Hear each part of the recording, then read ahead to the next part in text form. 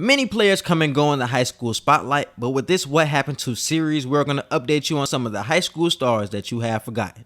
And today we will be diving into Kasey Hill and Chris Walker. Let's get into it.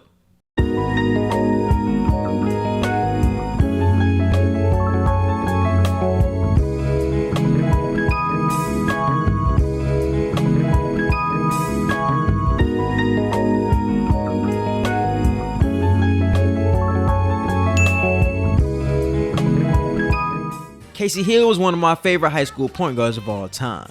He's a 6'1" guard from Umatilla, Florida. In high school, he was a dynamic playmaker with vision, speed, and explosiveness.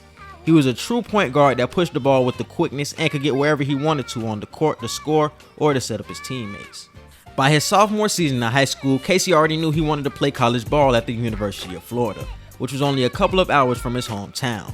He was a top 10 player in the nation and the number 2 point guard, and was looked at as being the future of Florida basketball before he even stepped on campus. Kasey played his senior season in high school at Montverde and led them to a 27-2 record and finished the season as a national champion, assisting on the game-winning basket. He also racked up accolades of a McDonald's All-American and Jordan's Brand Classic participant.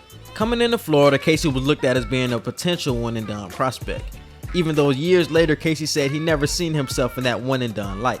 In Hill's freshman season, Florida went on to the Final Four on a senior-led team, and Kasey was a backup to SEC Player of the Year Scottie Wilbekin. So Kasey couldn't really shine, but it was for the betterment of the team.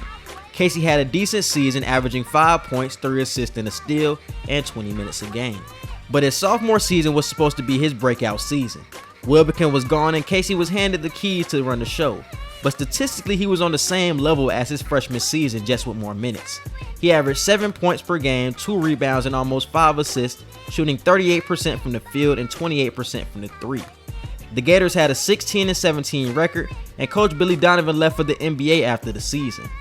Hill played alright, but nothing special, and he definitely didn't flash the potential scouts once seen as an NBA prospect.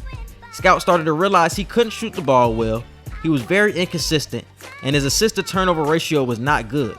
And other than his speed, what was his true NBA skill? After the season, Kasey really fell off NBA radars. But his best season at UF would be his senior year with new coach Mike White. White utilized Hill's speed and told him that he could be a great defender if he focused on that side of the ball. In his senior year, he was a clear leader on the team and started to embrace his role of being more of a defensive presence, and he excelled in it. With players like Kevon Allen and Chris Chiozza, the pressure was not solely on Hill to score or run the offense. He led Florida to the Elite Eight in the 2016-17 season. He averaged almost 10 points, 4.5 assists, and almost 2 steals, making the SEC All-Defensive Team and Second Team All-SEC.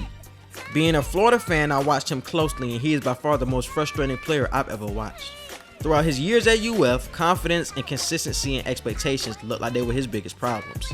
One game he could score 15 points and get 5 assists, and the next 3 games he would score 5 points with a bunch of turnovers. But if he wouldn't have had the expectations of being the guy coming into UF, maybe he would be looked at in a more favorable light. But I think most fans will tell you he was a solid player, but definitely not what you expected. After he left UF, Kasey has been hooping overseas. In 2017, he played in the Hungarian league for Alba Fehérvár, averaging 10 points, 5 assists, and 2 steals. But he had his best international season in the 2019-20 season in Germany, averaging 17 points, 7 assists, and 3 steals. Currently, as of August of 2020, he signed to play for Wielkie Morskie of the Polish Basketball League. Now let's dive into Hill's AAU and college teammate, Chris Walker. Chris Walker was just like Kasey in high school. He was a top 10 player and was the number 2 player at his position of power forward. He was a physical freak and was a 6'10" athletic forward with a 7'1" wingspan from Bonifay, Florida, who could jump out the gym. In high school, he was mostly known for shot blocking and his lob catching and finishing ability with a promising shooting touch. But with his athleticism, many people couldn't match up with him. During the summer, he played with Kasey Hill and other top Florida prospects with the Florida Rams, and the duo of Hill and Walker looked like they could dominate on the next level if they paired.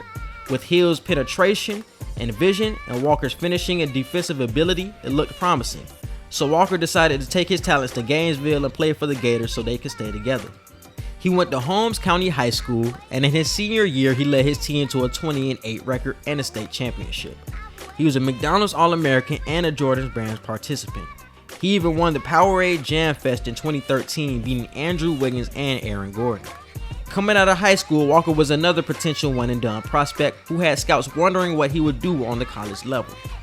But his career at Florida wouldn't get off to a good start. Before he stepped on campus with the Gators, Walker was deemed academically ineligible and couldn't enroll in school until December of 2013, which would be a month into the season. When he finally joined the team, he missed 10 more games while the NCAA investigated allegations that he had received improper benefits in high school, and he was suspended another 2 games when the NCAA found out he did. He would make his college debut in February, but when he returned, he didn't get much playing time on a senior-led team, so his first year at Florida was basically a wash. He only played in 18 games, including the postseason, averaging 5 minutes a game. But with Florida having multiple seniors moving on, it looked like it was going to be Kasey Hill and Chris Walker's team, and most expected Walker to have the breakout season. But to start off the season, he was suspended 3 games because of a violation of team rules, and questions of his maturity started to linger throughout the entire season. After that situation, it looked like he was never trusted on the court by Coach Billy Donovan. When he was on the court, he showed that he can run on the court like a gazelle and showed flashes of upside with the shot blocking, but many scouts seen he was very skinny to play power forward on the NBA level. He was very inconsistent and his motor on both sides of the ball was always questioned. He only played 15 minutes a game in his sophomore season, averaging 5 points, 4.5 rebounds, and 1 block. After the season, Walker left Florida and declared for the NBA draft. Many people thought he needed to come back to school and develop his game on both sides to get his draft stock up to what it was coming out of high school. But there was a lot of speculation leading people to believe he left because of Billy Donovan. Donovan would leave Florida later in the offseason to go to OKC, but it was too late for Walker to come back with a new coaching staff. He would go undrafted in 2015 despite NBA interest. He joined the Houston Rockets Summer League team that summer, and he was signed by the Rockets in September before being released after 3 preseason games. Then he was acquired by the Rio Grande Valley Vipers, which is the Rockets G League team, and he would play for them from 2015 to 2019, averaging 8 points, 6 rebounds, and 1 block, shooting 60% from the field. He also had a brief stint playing in Puerto Rico in 2018. In January of 2020, Walker signed to play in Bulgaria with the Rilski Sportis Samakov team, with hopes of still getting to the NBA. Honestly, I think Chris Walker was somebody who was a few years ahead of his time.